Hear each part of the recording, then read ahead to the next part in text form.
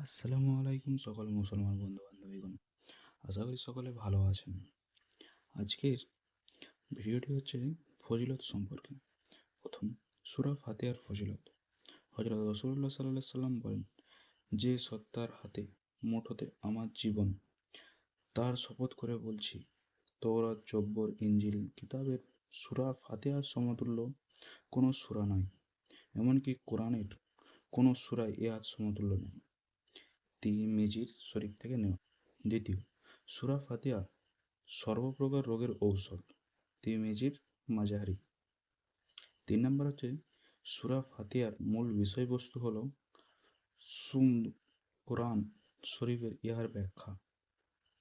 কোরআনের মূল বিষয়বস্তু ঈমান ও নেক আমল, আর এই দুটি বিষয়ের ভিত্তিমূলক সূরা অত্র সূরাতে বর্ণনা করা হয়েছে।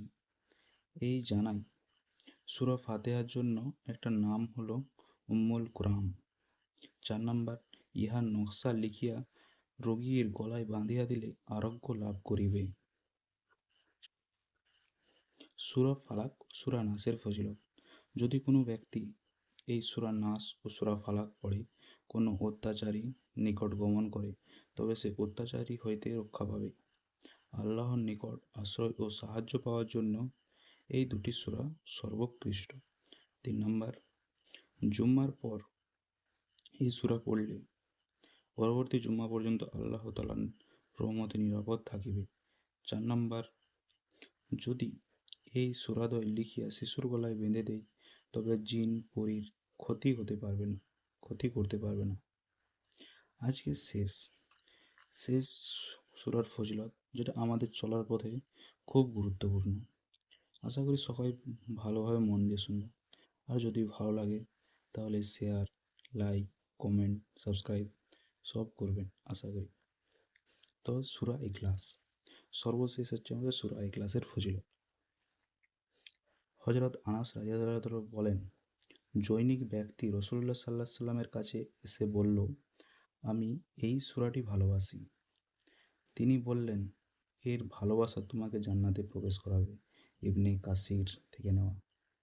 হযরত আবু হুরায়রা রাদিয়াল্লাহু তাআলা আনহু বর্ণিত, একদা রাসূলুল্লাহ সাল্লাল্লাহু আলাইহি সাল্লাম বলেন, তোমরা সবাই একত্রিত হয়ে যাও, আমি তোমাদেরকে কোরআনের 1/3 শোনাব।